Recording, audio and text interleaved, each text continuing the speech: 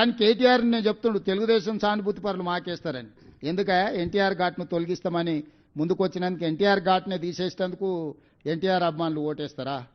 చంద్రబాబు నాయుడును ఆంధ్రప్రదేశ్లో అరెస్ట్ చేస్తే నిరసన తెలుపుకుంటామంటే పోలీసు వాళ్ళతో కొట్టించి తీట పడితే నిరసన రాజమండ్రిలో తెలుపుకోపోండి అని అవమానించినందుకు తెలుగుదేశం పార్టీ సానుభూతి పరులు ఓటేస్తారా?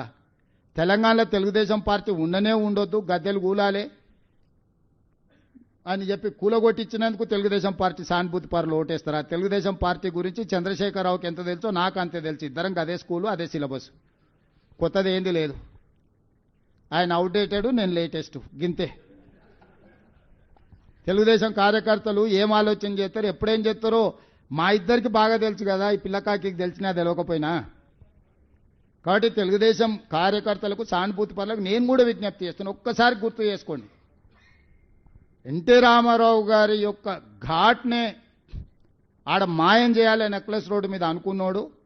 చంద్రబాబు నాయుడును అరెస్టు చేసినప్పుడు ప్రజాస్వామిక ప్రాథమిక హక్కు నిరసన తెలుపుకోవడానికి అవకాశం ఇవ్వనోడు ఈరోజు తెలుగుదేశం పార్టీ సానుభూతి ఓట్ల కోసం అర్రులు జాస్తుండంటే మీరు ఒకవేళ వాళ్ళని మర్చిపోయి క్షమిస్తే పాముకు పాలు పోసినట్టు కాదా? ఈ పాము మిమ్మల్నే కరుస్తుందా లేదా? మీరు ఒక్కసారి ఆలోచన చేయండి.